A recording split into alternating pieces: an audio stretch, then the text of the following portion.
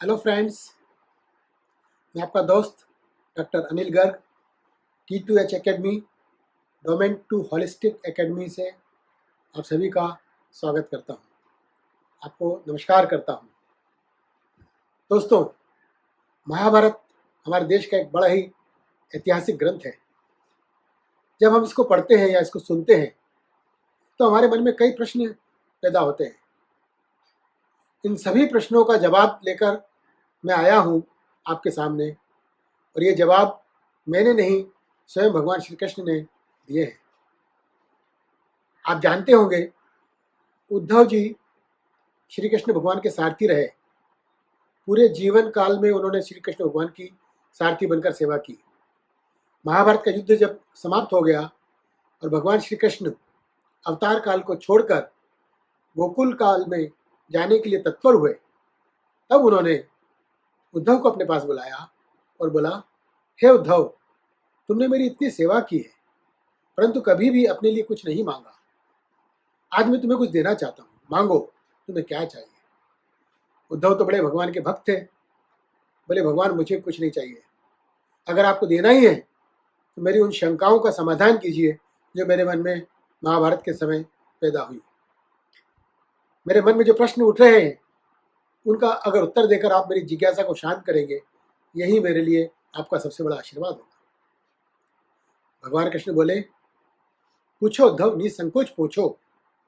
मैंने कुरुक्षेत्र के युद्ध क्षेत्र में अर्जुन को जो ज्ञान दिया था उसे लोग श्रीमद् भगवद गीता के नाम से जानते हैं, और आज मैं जो तुमको ज्ञान देने वाला हूं उसे उद्धव गीता के रूप में जाना जाएगा। इसलिए आज तुमको मैंने मौका दिया है, यह अवसर दिया है, जो भी तुम्हारे मन में प्रश्न है बेझिझक मुझसे पूछो उद्धव। उद्धव बोले, हे कृष्ण, आप महान ज्ञानी हैं। आप भूत, वर्तमान और भविष्य के ज्ञाता हैं, परंतु मुझे एक बात समझ में नहीं आई कि महाभारत काल में आपने जो ज्ञान दिया और आपका जो व्यक्तित्व रहा वो दोनों भिन्न भिन्न रहे। ऐसा क्यों प्रभु? मैं आपसे पहला प्रश्न पूछना चाहता हूं, हे कृष्ण, सच्चा मित्र कौन है?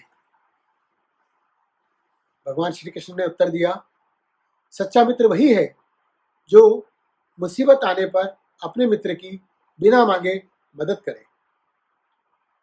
तब उद्धव जी बोले, हे कृष्ण, मैं आपको नमस्कार करता हूं, क्षमा चाहता हूं, लेकिन मुझे ऐसा लगा कि जो सच्चे मित्र की परिभाषा आपने दी है उस परिभाषा के अनुसार आपने तो कार्य नहीं किया। पांडव आपके सच्चे मित्र थे, पर आपने उनकी मदद नहीं की। आपने उनको जुआ खेलने से नहीं रोका।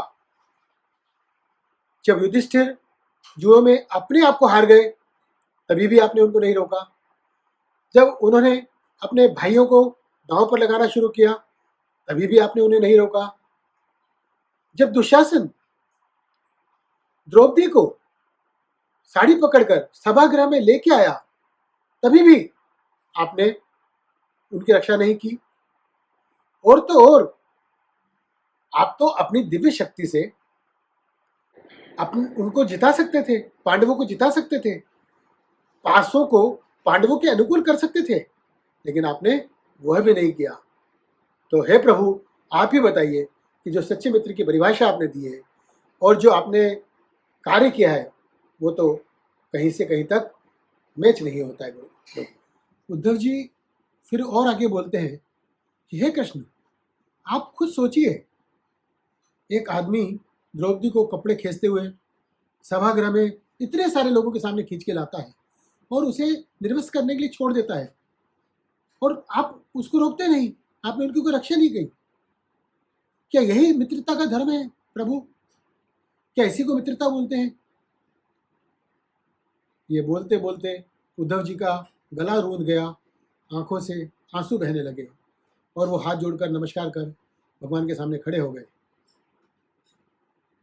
ये जो प्रश्न आज उद्धव जी ने किए हैं, ये सारे प्रश्न हम सब के दिमाग में भी चलते रहते हैं, और उन सभी प्रश्नों का उत्तर भगवान कृष्ण ने स्वयं दिया है उद्धव गीता में, जो मैं अब आपको आगे सुनाने जा रहा हूँ। ध्यान से सुनिए। भगवान श्री कृष्ण मुस्कुराए और बोले, प्रिय उद्धव, सृष्टि का यह नियम है कि विवेकवान ही जीतता है। उस समय दुर्योधन के पास विवेक था, युधिष्ठिर के पास विवेक का इस्तेमाल उन्होंने नहीं किया। दुर्योधन के पास जुआ खेलने के लिए धन, साधन सब कुछ था, लेकिन उसे पासों का खेल खेलना नहीं आता था। तो उसने अपने विवेक का इस्तेमाल किया और अपने मामा शकुनी को पासे फेंकने के लिए आमंत्रित किया और निमंत्रण दिया। क्या यही विवेक युधिष्ठिर के अंदर नहीं था?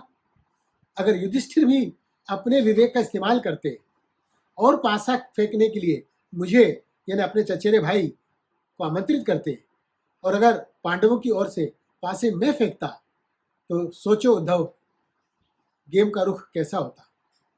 पासे किसके अनुकूल आते, मेरे अनुकूल या दुर्योधन के अनुकूल? और जुए में कौन जीतता, पांडव या कौरव? अरे इतना तो छोड़ो, उन्होंने अपनी विवेक शून्यता से और भी बड़ी गलती करी। पांडवों ने ये मुझसे प्रार्थना की कि जब तक मुझे बुलाया न जाए मैं सभागृह में नहीं आऊं, और उन्होंने अपनी प्रार्थना से मुझे बांध दिया। क्यों?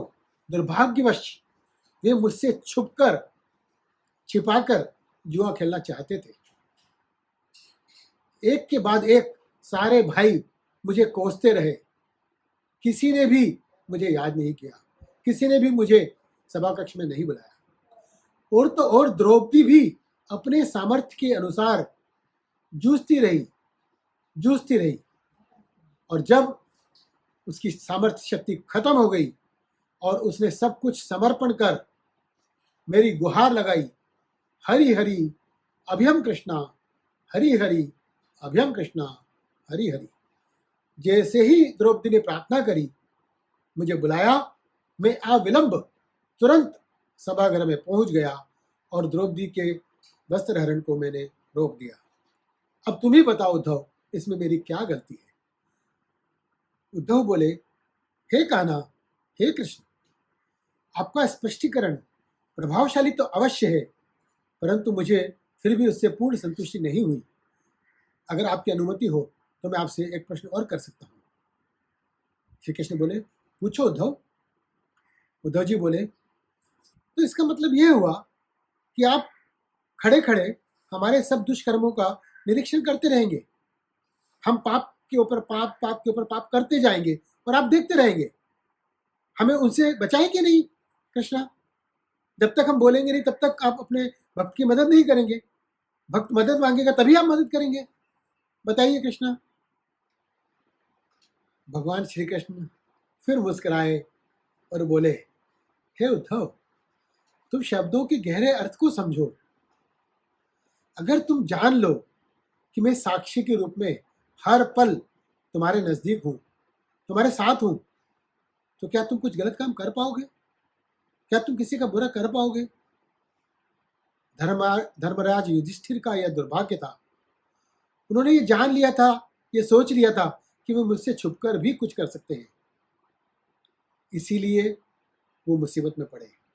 अगर उन्हें यह ज्ञान होता कि मैं साक्षी के रूप में उनके साथ हर पल मौजूद हूं, तो कभी भी वो बुरा कुछ नहीं कर पाते।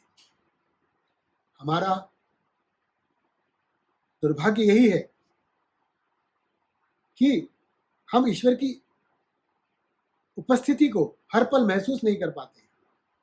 हम ऐसा सोचते हैं कि हम उसकी मर्जी के बगैर भी कुछ कर सकते हैं। जिस क्षण तुम्हें उद्धव ये एहसास हो जाए, जिस क्षण सबको ये एहसास हो जाए कि ईश्वर की मर्जी के बगैर पत्ता भी नहीं हिलता, ईश्वर हर पल हर क्षण हमारे साथ है, तब कोई भी व्यक्ति कभी भी कुछ बुरा नहीं कर पाएगा। और यही धर्मराज युधिष्ठिर का दुर्भाग्य था कि उन्होंने मुझसे छुपकर कुछ करने की सोची और वो मुसीबत में पड़े, और उसकी वजह से इतना सब नुकसान हुआ और इतना बड़ा युद्ध हुआ। भगवान श्री कृष्ण से यह उत्तर पाकर उद्धव जी भक्ति भाव से मंत्रमुग्ध हो गए, अभिभूत हो गए और प्रणाम किया श्री कृष्ण को। हे प्रभु, कितना गहरा ध्यान है, कितना गहरा ज्ञान है आपकी इन बातों में। हम यह भूल जाते हैं कि ईश्वर हमारे साथ हर पल मौजूद है और इसी वजह से हमसे गलतियां होती है और हम बार बार गलतियां करते हैं। पूजा पाठ प्रार्थना ये सब तो परभावना से करते हैं, लेकिन जिस क्षण हमें यह महसूस हो जाए कि ईश्वर हमारे साथ हर पल मौजूद है, उस क्षण से ही हमारा जीवन एकदम उज्जवल और आनंदमयी होने लग जाता है। सारथी का अर्थ है मार्गदर्शक। अर्जुन अपने सामर्थ्य से युद्ध नहीं कर पा रहा था, लेकिन जैसे ही श्री कृष्ण के रूप में उन्हें सारथी मिले, वह युद्ध करने के लिए तत्पर हो गया। क्यों? क्योंकि सारथी के रूप में उन्हें एक मार्गदर्शक मिला और उसकी चेतना आनंद में ईश्वरमय हो गई और उसमें वह विलीन हो गया और युद्ध कर पाया और युद्ध जीत पाया। यह अनुभूति थी शुद्ध, पवित्र, आनंदमयी प्रेम की, सुप्रीम चेतना की। तथा तुम असि, तुम ही हो, तुम ही हो, हे कृष्ण, तुम ही हो, वासुदेव सर्वम, वासुदेव सर्वम, वासुदेव सर्वम। ओम शांति शांति शांति। प्यारे दोस्तों, मुझे पूरा विश्वास है ये वीडियो आपको जरूर पसंद आई होगी। अगर आपको यह वीडियो पसंद आई है तो प्लीज़ इस चैनल को आप सब्सक्राइब करें, वीडियो को लाइक करें और सबके साथ शेयर करें। धन्यवाद। आपका दोस्त doctor Anil Garg D2H academy से फिर हाजिर होऊंगा एक नए वीडियो के साथ। Thank you.